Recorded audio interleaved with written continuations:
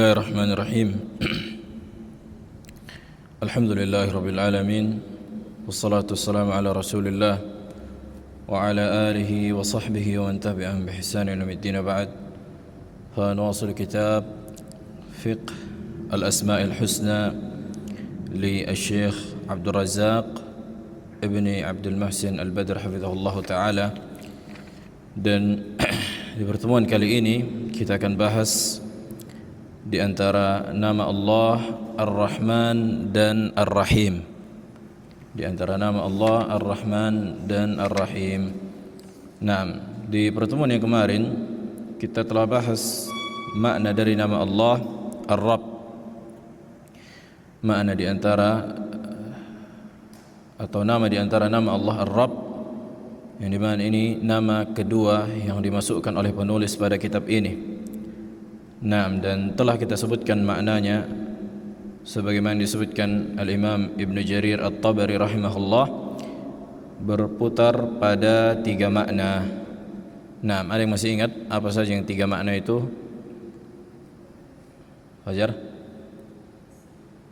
Naam, ahsan. Yang pertama As-Sayyid Al-Muta', Tuan yang ditaati, dan konsekuensi dari makna Tuan yang ditaati bahwa Allah yang memerintahkan dan melarang, An-Nahi wal amir. Naam, dan ini konsekuensi dari ibadah dan makna dari al-uluhiyah. Yang kedua,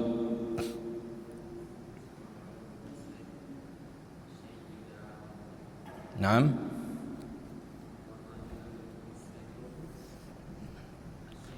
ay naam, ahsant, al-muslih li syai', al-muslihu li syai', yang memperbaiki sesuatu, yang memperbaiki sesuatu, al-muslih. Naam, atau memelihara, memperbaiki. Naam, yang ketiga, naam, al-malik li asy-syai', artinya Allah yang memiliki seluruh kerajaan dan yang di langit dan di bumi. Walahu mulkus samawati wal ard. Oleh karena itu seseorang dilarang menamai dirinya Malik al-Muluk, raja dari segala raja, karena Malik al-Muluk adalah Allah. Taib. Qala al-muallif hafizahullah taala, Ar-Rahmanu Ar-Rahim wa huma ismani jalilan kathuru wurudiha aw wurudihima aw wuruduhuma fil Qur'anil Karim. Taib. Ar-Rahman dan Ar-Rahim di antara 2 nama Allah yang mulia yang banyak datang di dalam ayat di dalam Al-Quran. Qala Allah Ta'ala, berkata Allah di surah Taha, Ar-Rahmanu 'alal arsy istawa. Ar-Rahman meninggi di atas arsy atau istiwa. Wa qala Ta'ala di surah Al-Furqan ayat 59, Thumma istawa 'alal arsy Ar-Rahman. Nah, kemudian Allah istiwa di atas arsy Ar-Rahman, fas'al bihi khabira. Nah, wa qala ta'ala di surah Maryam ayat 45, Inni akhafu ay yamassaka 'adzabun minar Rahman. Sesungguhnya aku takut engkau ditimpa azab dari Ar-Rahman. Begitu juga Allah menyebutkan di surah An-Naba ayat 37, Rabbis samawati wal ardi wa ma bainahuma Ar-Rahman. Dialah Rabb, pemilik langit dan bumi dan apa yang di antara keduanya, dan Ar-Rahman. Wa qala ta'ala di surah Ar-Rahman, ini juga di antara ayat khusus menyebutkan nama Allah Ar-Rahman. Ar-Rahman 'allama al-Qur'an. Di ayat yang pertama dan kedua, Ar-Rahman 'allama al-Qur'an. Qala al-muallif wa ghalib maji ismihi Ar-Rahim imma muqayyadan. Adapun nama Allah Ar-Rahim, adapun nama Allah Ar-Rahim itu datang dalam bentuk dikaitkan dengan sesuatu, yakni muqayyad, tidak datang secara mutlak, artinya ada kaitannya. Sebagaimana Allah sebutkan di surah Al-Ahzab ayat 43, Allah menyebutkan wa kana bil mu'minina rahiman. Wa kana bil mu'min, maka dikaitkan dengan orang-orang beriman. Wa kana bil mu'minina rahiman. Wadih. Sementara Ar-Rahman tadi secara mutlak. Adapun Ar-Rahim dikaitkan dengan orang beriman. Ini menunjukkan kekhususan makna. Atau maqrunan bi ismi Ar-Rahman fi surati Al-Fatihati wa Al-Basmalah, atau digandengkan dengan nama Allah Ar-Rahman sebagaimana yang Allah sebutkan di surah Al-Fatihah dan di Bismillah. Nah, di Al-Fatihah apa Allah sebutkan? Alhamdulillahi Rabbil Alamin Ar-Rahman Ar-Rahim, maqrun. Nah, atau bismin akhar, atau dengan nama yang lain, nahu Al-Azizu atau Al-Azizi Ar-Rahim. Al-Aziz Ar-Rahim digandengkan dengan Al-Aziz, atau Al-Ghafuru Ar-Rahim digandengkan dengan Al-Ghafur, atau di ayat Al-Barru Ar-Rahim digandengkan dengan nama Allah Al-Barr. Naam, atau At-Tawwabur Rahim. At-Tawwabur Rahim digandengkan dengan At-Tawwab. Maka penyebutan nama Allah Ar-Rahim di dalam Al-Quran tidak datang secara mutlak, imma dengan dikaitkan dengan orang-orang beriman, atau digandengkan dengan nama Allah yang lain, makrun, sepaket dia. Jelas? Nah, wa lihadaini al-ismain sya'nun kabirun wa makanatun azimah. Kata beliau, maka dua nama Allah ini, Ar-Rahman, Ar-Rahim, memiliki perkara yang sangat besar dan kedudukan yang sangat tinggi di sisi Allah. Fahuma al-ismani alladhani iftataha Allah bihima ummul Quran.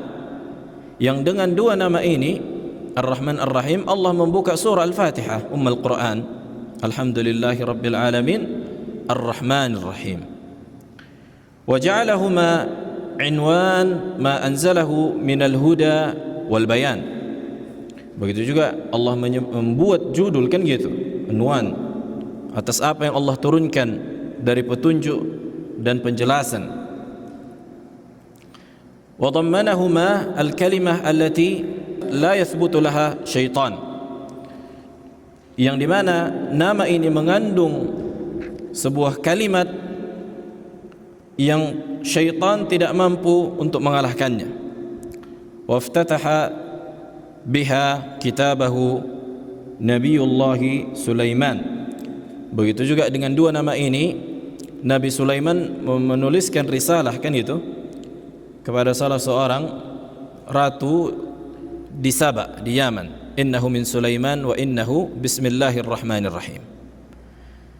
Wa kana Jibril alaihi salam yanzilu biha ala nabi sallallahu alaihi wasallam 'inda iftitahi kulli suratin min al-Quran. Begitu juga Jibril ketika turun menyampaikan surah di dalam Al-Quran selalu memulai dengan nama Allah Ar-Rahman Ar-Rahim, yaitu Bismillahirrahmanirrahim. Wa qad warada hadhani al-isman muqtarinaini fi iddati mawadhi' min al-Quran.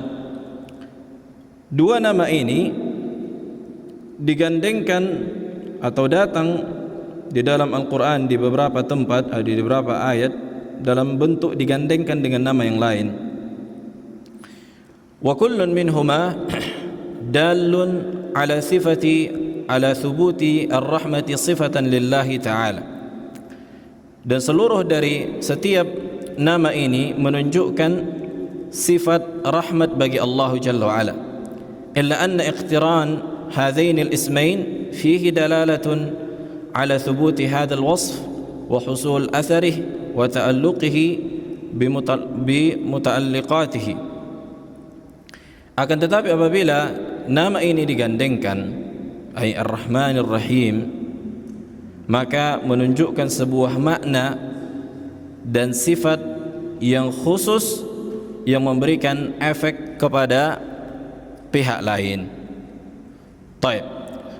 Fa ar-Rahmanu ay alladhi ar-rahmatu wasfuhu. Alladhi ar-rahmah wasfuhu. Kata beliau, Ar-Rahman itu kan nama. Sebelumnya telah kita sebutkan di antara kaedah dalam sifat, ada yang masih ingat dalam nama, semua nama Allah mengandung sifat. Ini kalau bisa jangan lupakan, ini kaedah mendasar. Semua nama Allah pasti mengandung sifat. Imma dia sifat zatiyah, ma'nawiyah, atau imma dia mengandung sifat fi'liyah. Nah, semua nama Allah pasti mengandung sifat. Tapi tidak semua sifat Allah bisa diambil dari sifat itu nama menjadi nama Allah. Ya kan? Baik, kemudian kata beliau, Ar-Rahimu ay Ar-Rahim li'ibadihi. Ar-Rahimu, nama Allah Ar-Rahim, kasih sayang Allah itu kepada hambanya. Bukan hanya ibadihi secara umum, tapi ibadihil mu'minin. Walihada yaqulu ta'ala, oleh kerana itu Allah berkata, wa kana bil mu'minina rahiman. Dan sesungguhnya Allah maha penyayang atau maha pengasih dengan orang-orang beriman. Di surah Al-Ahzab ayat 43.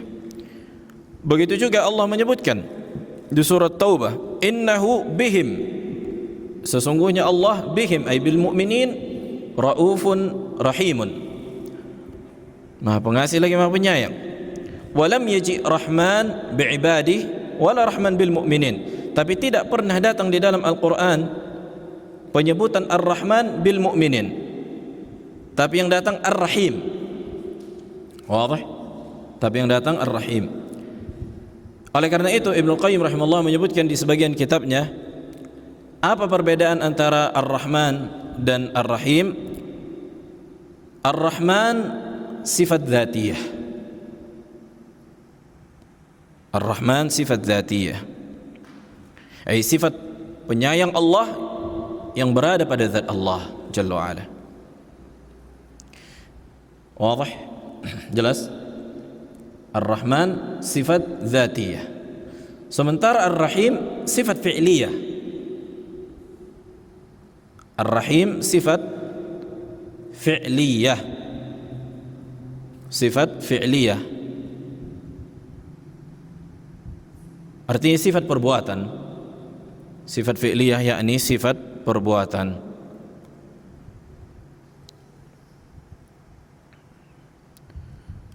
Qala war-Rahman jaa'a ala wazn fu'lan.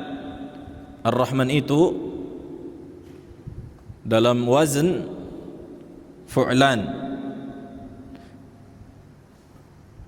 atau fa'lan, ad-dal ala as-sifah ats-tsabitah al-lazimah al-kamilah, menunjukkan sebuah sifat yang konsisten, yang terus menerus dan sempurna. Menunjukkan sifat yang valid, yang ada, yang konsisten, yang sempurna dan terus menerus. Makanya di dalam bahasa Arab wazan fa'lan atau fu'lan itu menunjukkan bulughul kamal, sempurnanya sesuatu itu.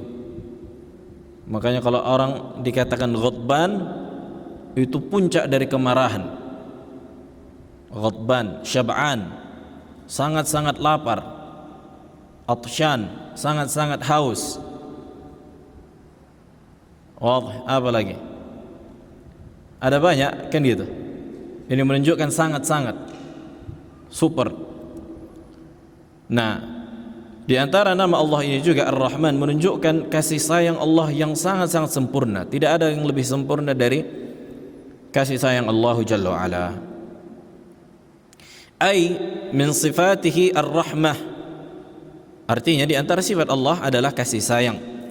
War-Rahimu dalun ala ta'addiha lil marhum. Nah, adapun Rahim menunjukkan makna kaitan sifat itu dengan pihak lain atau dengan yang disayangi.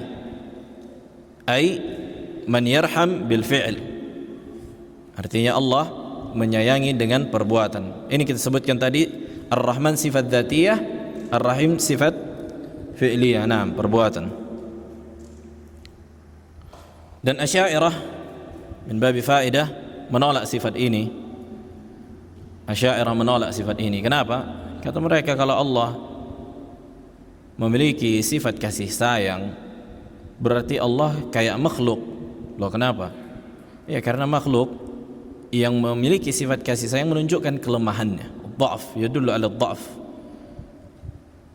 Lihat seorang ibu sayang kepada anaknya menunjukkan lemahnya wanita. Ini kata mereka. Makanya enggak boleh ditetapkan Allah dengan sifat ar-rahmah, kasih sayang, menunjukkan kelemahan, kata mereka. Apakah ini benar secara urf dan secara akal lah dulu kita katakan kan gitu? Tidaklah benar. Tidaklah benar bahwa yang menyayangi pihak lain atau yang memiliki sifat kasih sayang berarti dia lemah, ya kan? Bukankah seorang ayah yang kuat memiliki sifat kasih sayang kepada anaknya? Bukankah Rasulullah alaihi salatu wasallam memiliki sifat kasih sayang kepada keluarganya dan para sahabatnya? Apakah menunjukkan Rasulullah lemah? Tidaklah demikian. Tidaklah demikian. Kemudian apa kata mereka sifat kasih sayang, ar-rahmah? Kata mereka, keinginan Allah untuk membalas orang beriman dengan kebaikan. Katanya keinginan Allah, iradatu ats-tsawab, katanya keinginan Allah untuk membalas orang beriman dengan kebaikan. Maka ini kita katakan tahrif. Ini konsekuensi dari kasih sayang. Tapi apakah itu kasih sayang? Bukan ini kasih sayang. Ini konsekuensi, lazimnya. Kita menetapkan asal sifat kasih sayang dan konsekuensi dari kasih sayang. Dan keinginan juga, bukankah manusia memiliki keinginan? Berarti kalian menyamakan Allah dengan manusia karena sama-sama memiliki keinginan, kan gitu. Kalau mereka katakan keinginan Allah tidak sama dengan keinginan manusia, maka kita pun mengatakan kasih sayang Allah tidak sama sifatnya dengan kaifiyat kasih sayang manusia. Al-kalamu fi ba'd as-sifat kal kalami fi sa'iri as-sifat yuhtadha hadwah. Baik. Qala al-muallif rahimahullah, inna fi hadain al-ismain dilalatun ala kamali ar-rahmati allati hiya sifatullahi wa si'atuha. Dua nama ini, Ar-Rahmanur Rahim, di antara sifat kesempurnaan Allah dan luasnya rahmat Allah Jalla wa'ala. Fajami'u ma fil alam al-'ulwi was-sufli min husulil manafi'i wal mahabbi wal masarri wal khairat min athari rahmati. Maka seluruh apa yang di alam semesta ini, dari atas ke bawah, dari langit sampai ke bawah, maka seluruhnya mendapatkan manfaat dari efek kasih sayang Allah Jalla wa'ala.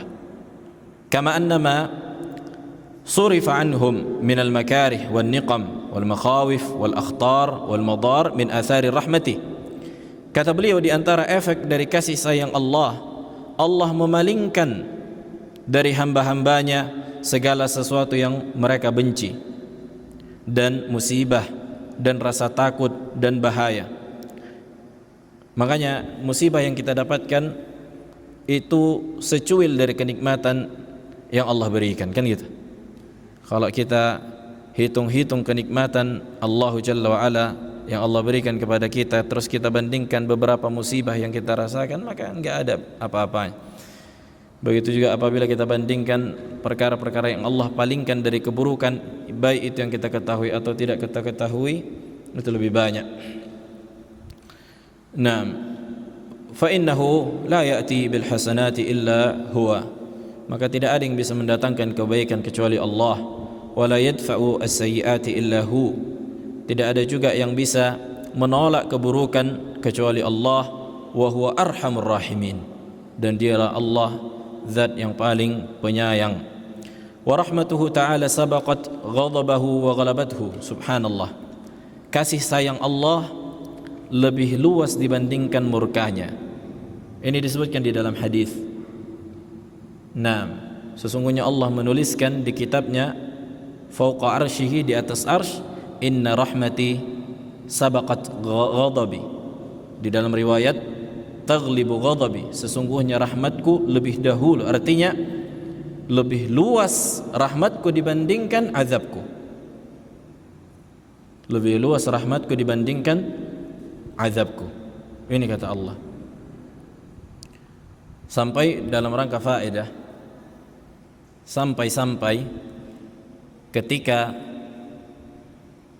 sebagian ulama mengatakan bahwa nanti di hari kiamat setelah orang-orang masuk ke dalam neraka, maka Allah akan menghilangkan neraka dan menghilangkan penghuninya.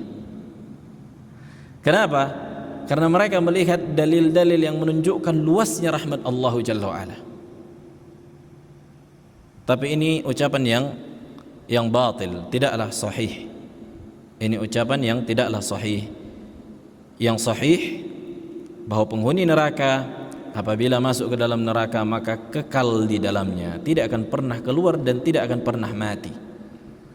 Dan neraka itu tidak akan pernah Allah hancurkan selama-lamanya. Inilah akidah Ahlus Sunnah wal Jamaah. Bayangkan, subhanallah, na'udzubillah, jangan sampai orang masuk ke dalam neraka mati di atas kekufuran selama-lamanya. Apa makna selama-lamanya? Waktu yang tidak ada batasnya dan mereka selama-lamanya di situ. Makanya di antara iman terhadap hari akhir kan gitu, maksudnya dunia yang selama ini yang kita berada di atasnya kan gitu, maksudnya kita akan pasti mati kan. Enggak ada yang mengklaim, siapapun orang kafir pun enggak ada yang mengklaim dia akan hidup selamanya. Ada enggak orang kita dengar orang kafir mengatakan aku pasti hidup selamanya? Mungkin dia mengklaim 100 tahun, 200 tahun ini, tapi pasti akan mati gitu. Nah, bedanya dengan orang yang beriman, kita imani bahwa ada hari pembalasan, ada surga dan neraka. Masa kita korbankan dunia yang berapa tahun? Oke lah, buatlah 80 tahun, 70 tahun kan gitu. Kita korbankan. Makanya yang pertama kali kita pelajari masalah tauhid, jangan sampai kita jatuh pada kesyirikan dan kekufuran. Supaya jangan kalau meninggal di atasnya orang kekal di dalamnya kan gitu. Ini minimalnya lah ini. Sampai kata para ulama, cukuplah keutamaan tauhid apabila sekiranya keutamaannya itu membuat seseorang tidak kekal di neraka, itu sudah cukup sebenarnya. Mungkin ini minimalnya kan gitu. Padahal bukan ini keutamaan yang bahwa bisa menyelamatkan dari neraka, dukhulan awwaliyan kan gitu. Ini kata para ulama, cukuplah sekiranya membuat manusia tidak kekal di neraka, ini keutamaan tauhid, ini sudah cukup keutamaan yang sangat besar. Nah, dan ini sahih disebutkan dalam hadis, fa akhrij man kana fi qalbihi min mithqala dzarratin min iman. Maka keluarkan manusia yang berada di dalam hatinya secuil dari keimanan. Maksudnya ketika sudah masuk ke dalam neraka. Wa dhaharat fi khalqihi dhuhuran la yunkar hatta mala'at aqtar as-samawati wal ard wa imtala'at minha al-qulub hatta hannat al-makhluqat ba'daha 'ala ba'd bihadhihi ar-rahmati allati nasharaha 'alaihim wa awda'aha fi qulubihim. Kata beliau hafizahullah, kasih sayang Allah Jalla wa Ala itu muncul dan tampak dan terlihat pada makhluknya dengan sangat-sangat jelas sampai meliputi langit dan bumi dan dipenuhi oleh hati-hati makhluknya, dan mereka juga saling berkasih sayang. Inilah di antara rahmat dan kasih sayang Allah berikan kepada mereka. Wa hatta hannat al-bahaim allati la tarju naf'an wala aqibatan wala jazaan ala auladiha. Sampai kasih sayang di sifat makhluk itu terlihat kan gitu.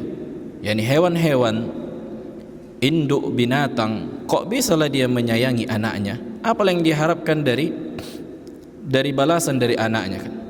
Dan ini diantara apa? Efek dari sifat rahmat dan kasih sayang Allah Jalla wa'ala.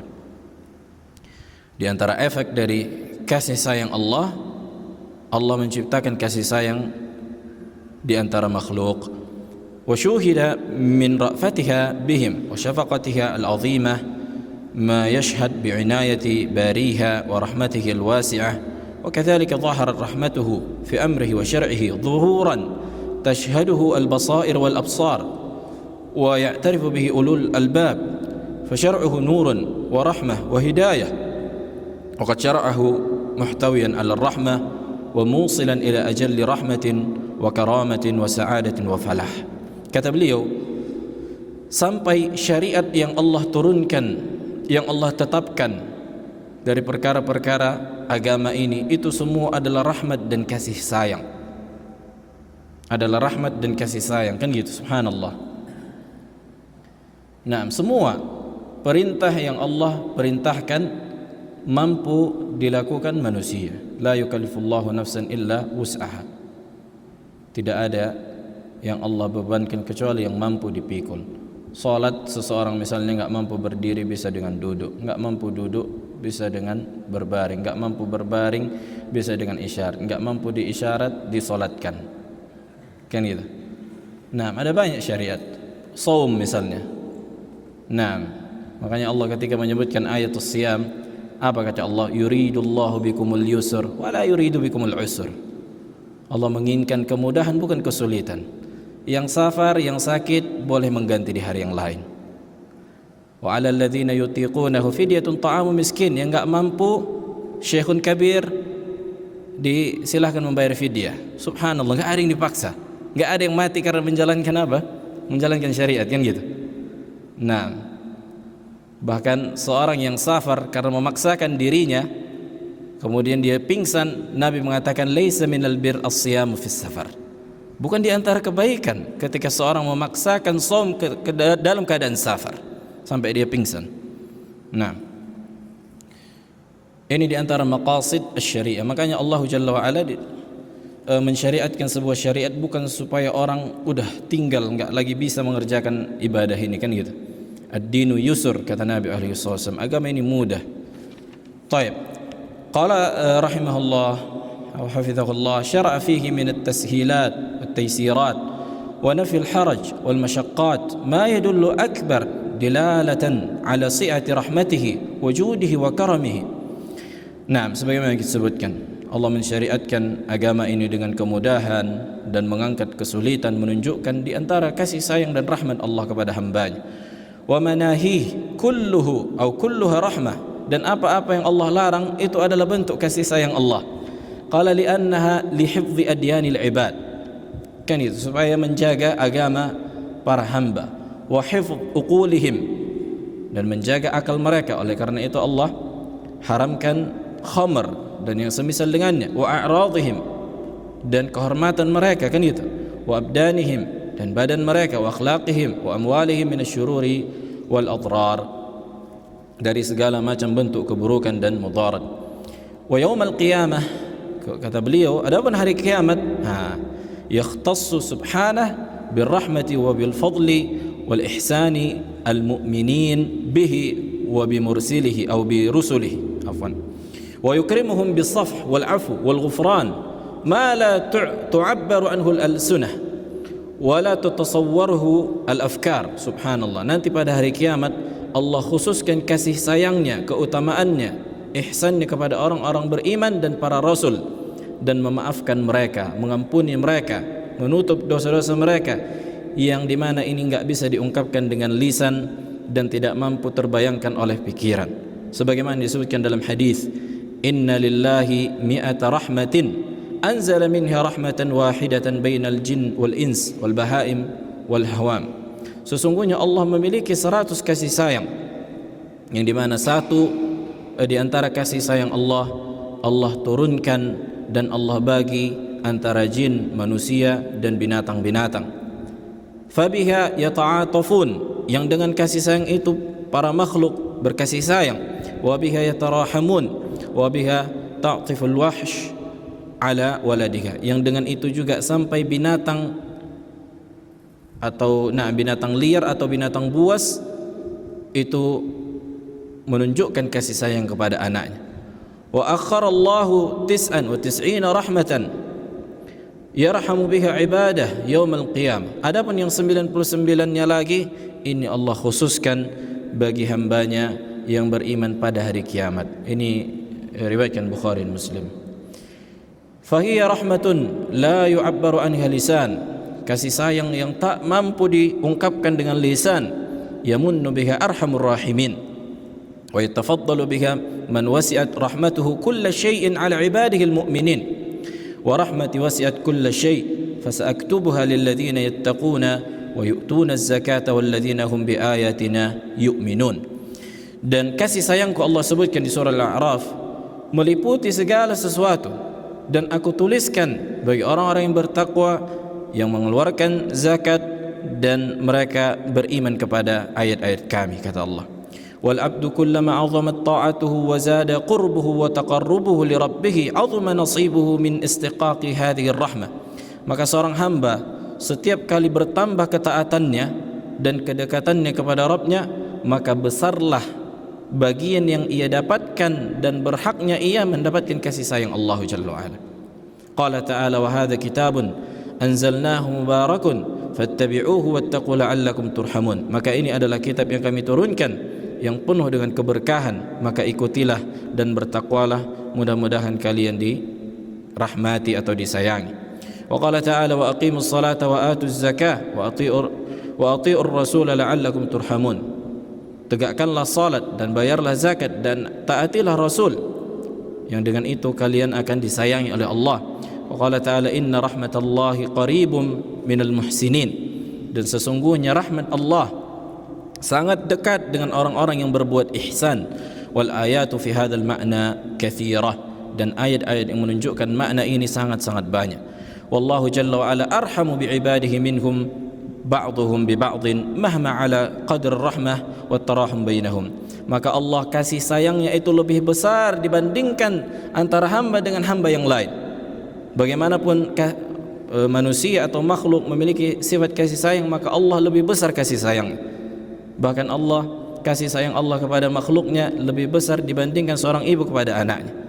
Sebagaimana disebutkan di riwayat sahihain dari Umar ibn Khattab radhiyallahu ta'ala anhu annahu qala قدم على النبي صلى الله عليه وسلم بسبي فإذا امرأة من السبي تبتغي إذا وجدت صبيا في السبي أخذته فألصقته ببطنها وأرضعته فقال لنا رسول الله عليه الصلاة والسلام أترون هذه المرأة طارحة ولدها في النار قلنا لا والله وهي تقدر على ألا تطرحه فقال رسول الله alaihi salatu wassalam lallahu arhamu bi'ibadihi min hadhihi biwaladiha. Kisah ini sudah tidak asing lagi mungkin di tengah-tengah kita, kan gitu.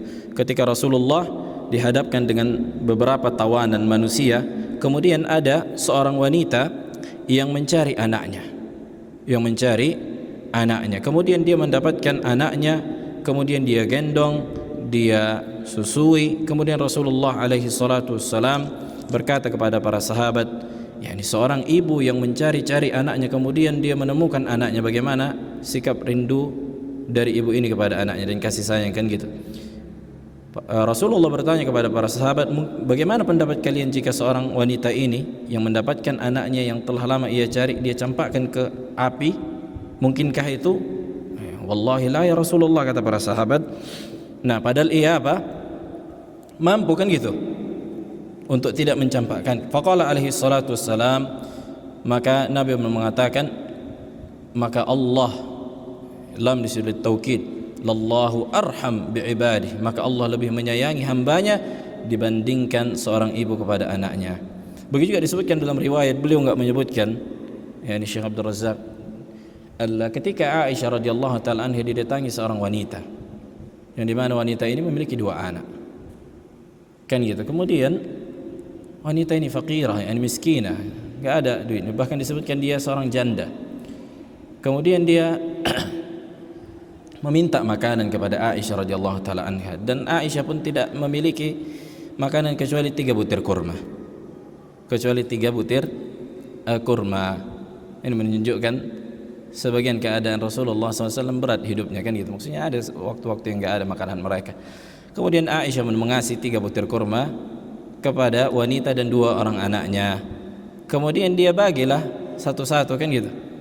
Nah, kemudian anaknya ini yang 2 ini udah memakan kurmanya, tinggal 1, dan mereka melihat ke kurma ibu mereka. Nah, kemudian mamanya ini, ibunya ini, dia potonglah kurma yang dua itu, dia kasih dua anaknya. Dia kasih dua anaknya. Nah, ya subhanallah. Maksudnya lihat kasih sayang seorang ibu kan gitu. Kemudian kemudian Aisyah menceritakan cerita ini, bahwa beliau merasa takjub dengan kisah ini, radhiyallahu taala anhu. Kemudian kata Rasulullah alaihi salatu wasallam, ada yang lebih menakjubkan dari itu. Apa itu? Kasih sayang Allah kepada hambanya sehingga ibunya mampu melakukan perbuatan ini.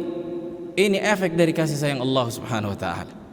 Bahkan Allah lebih sayang kepada hambanya dari seorang ibu yang mampu membelah kurma bagian dia untuk dua anaknya. Ini kata Nabi alaihi wasallam. Nah, mana yang lebih menakjubkan, ini atau kisah seorang wanita yang mendapatkan anaknya di sebuah tawanan kan gitu, yang lama dia mencarinya. Anak melihat kisah yang kurma itu lebih menakjubkan, maksudnya menunjukkan lebih jelas kan gitu kebutuhan dia lapar, dia mampu membagi. Dan biasa kita lihat seorang ibu memang tahannya dia makan, tahan dia nggak makan, yang penting anaknya makan kan gitu.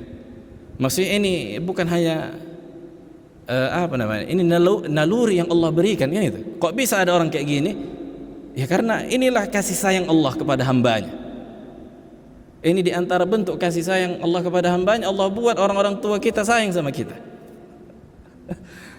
Nah, walaupun ada orang tua yang enggak sayang banyak, makanya oleh karena itu Nabi mengatakan ar-rahimun yarhamuhumullah, irhamu man fil ard yarhamukum man fis sama. Baik, kemudian kita beliau fa arhamu ma yakunu min al-khalqi bil khalqi rahmatul bi waladiha. Maka di antara kasih sayang yang paling tampak kan gitu antara makhluk dengan makhluk, yakni kasih sayang ibu kepada anaknya. Fahiya rahmatun la yusawiha syai' min rahmatin nas, wallahu jalla wa ala arhamu bi ibadihi minha bi waladiha. Bal law jama'at rahmatir rahimin kulliha falaysat bi syai'in 'inda rahmatir arhamir rahimin.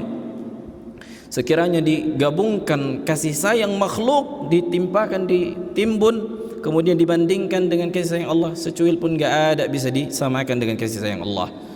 Nah, wa yanbaghi an yu'lam huna anna rahmatal mudhafa ila Allah naw'an. Ini faedah kata beliau, kasih sayang atau rahmat itu ada dua jenis apabila disandarkan kepada Allah.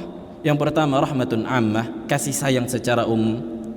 Kasih sayang secara umum. Wa hiya allati qaranaha bil ilmi fi qawlihi Rabbana wasi'at kulla syai'in rahmatan wa ilma. Itulah yang disebutkan di ayat di surah Ghafir ayat 7.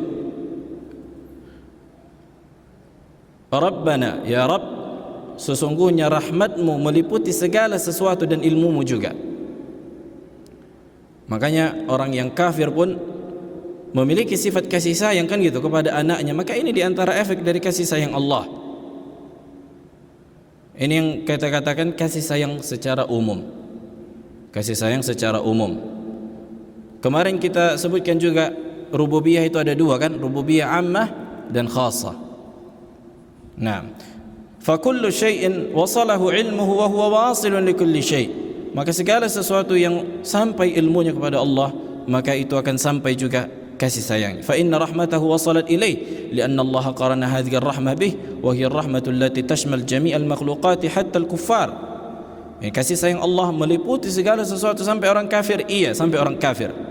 Wa hiya rahmatun jasadiyyatun badaniyyatun dunyawiyyatun bit-ta'ami wasyarabi wal-libasi wal-maskani wa nahwi dhalik. Kata beliau, bagaimana kasih sayang Allah kepada orang kafir?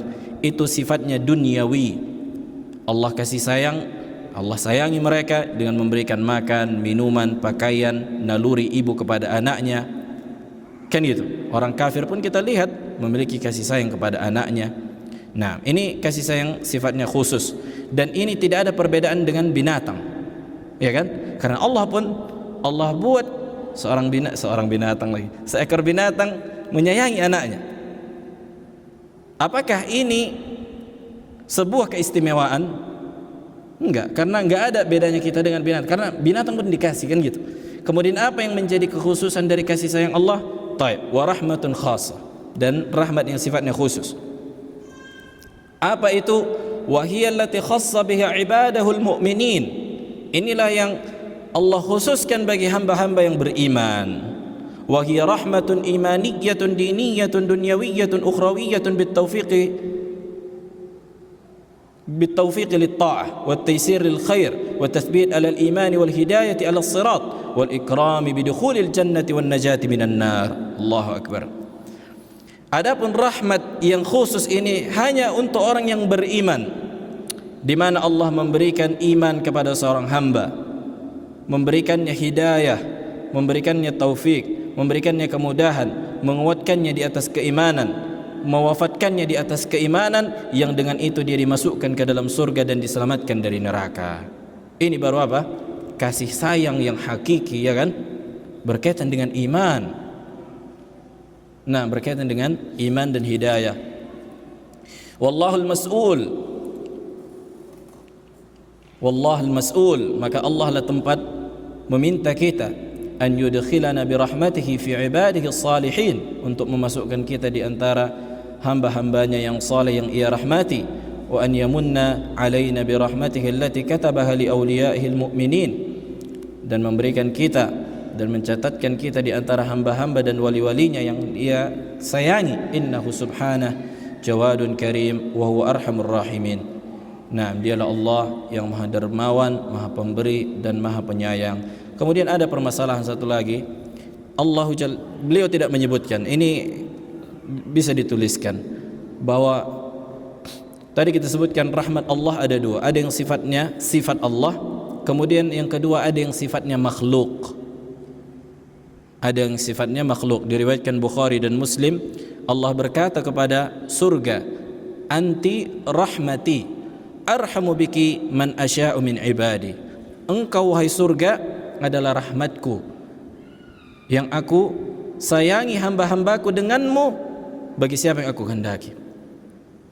Anti rahmati arhamu biki man asya'u min ibadi.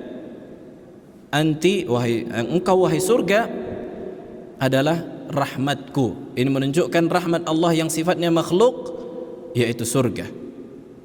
Begitu juga Allah berkata kepada neraka, anti azabi, engkau adalah azabku. Saksi bahasannya, ada rahmat yang disandarkan kepada Allah, itu sifatnya sifat bagi Allah, dan itulah dua, rahmat secara zat dan rahmat secara sifat. Makna dari Ar-Rahman dan makna dari Ar-Rahim. Kemudian rahmat yang sifatnya makhluk, itulah surga. Itulah surga. Nah, wadah. Taib, ada pertanyaan?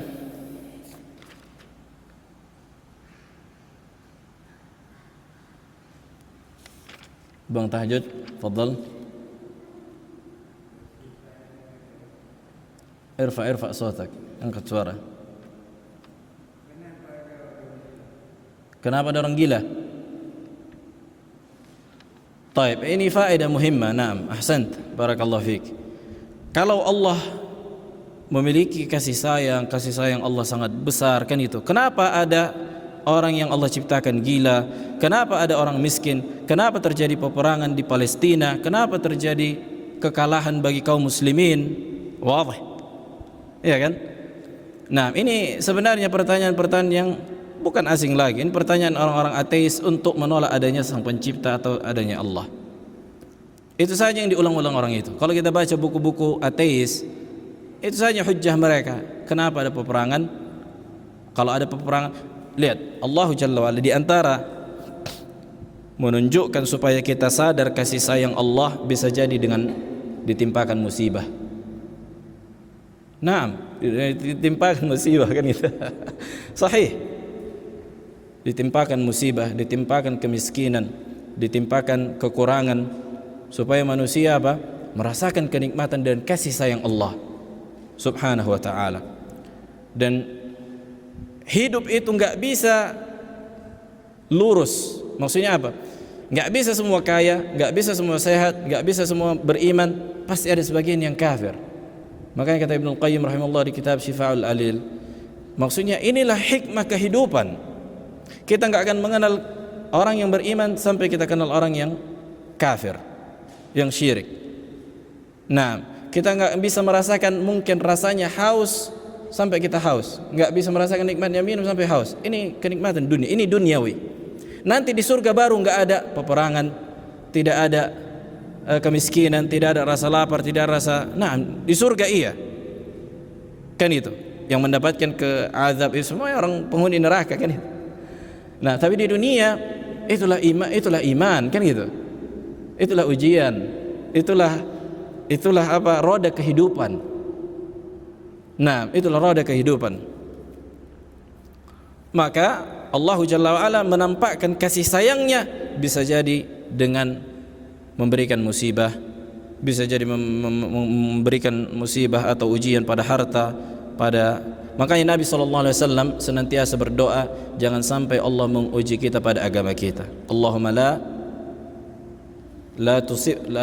la taj'al musibatana fi dinina, kata Nabi alaihi salatu wasallam. Ya Allah, janganlah engkau jadikan musibah kami pada perkara agama kami.